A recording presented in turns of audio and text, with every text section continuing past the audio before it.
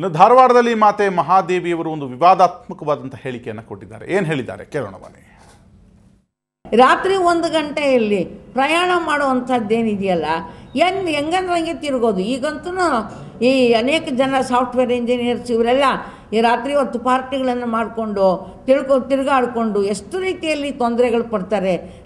ಇಂಥವೆಲ್ಲ ಒಂದು ಅವೈಚಾರಿಕ ಮತ್ತು ಒಂದು ಒಳ್ಳೆಯದಲ್ಲದೆ ಇರುವಂಥ ಹ್ಯಾಬಿಟ್ಸನ್ನು ಬಿಟ್ಟು ಸಭ್ಯ ರೀತಿಯಲ್ಲಿ ನಮ್ಮ ದೇಶ ಮುಂದೋಗ್ಬೇಕಂತಲೇ ನಮ್ಮ ಆಸೆ.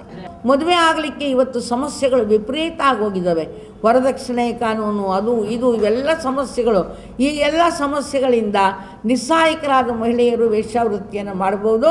ಆದ್ದರಿಂದ ಅವರಿಗೆ ಅದೃತಗೊಳಿಸಿ ಅವರಿಗೆ ವೈದ್ಯಕೀಯ ಸೌಲಭ್ಯಗಳನ್ನು ಮುಂತಾದನ್ನೆಲ್ಲ ಕೊಟ್ಟರೆ ಅವರ ಜೀವನಕ್ಕೂ ಒಳ್ಳೆಯದಾಗ್ಬೋದು ಮತ್ತು ಅಂಥ ವೃತ್ತಿಗೆ ನೆರವು ನೀಡುವಂಥ ಪುರುಷರಿಗೂ ಸಮಸ್ಯೆಗಳು ಕಾಯಿಲೆಗಳು ಕಡಿಮೆ ಆಗ್ಬೋದು ಅಂತ ನಮ್ಮ ಅಭಿಪ್ರಾಯ.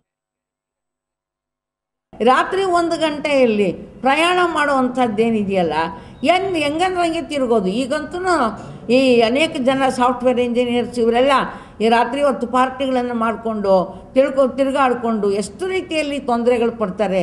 ಇಂಥವೆಲ್ಲ ಒಂದು ಅವೈಚಾರಿಕ ಮತ್ತು ಒಂದು ಒಳ್ಳೆಯದಲ್ಲದೆ ಇರುವಂಥ ಹ್ಯಾಬಿಟ್ಸನ್ನು ಬಿಟ್ಟು ಸಭ್ಯ ರೀತಿಯಲ್ಲಿ ನಮ್ಮ ದೇಶ ಮುಂದೋಗ್ಬೇಕಂತಲೇ ನಮ್ಮ ಆಸೆ.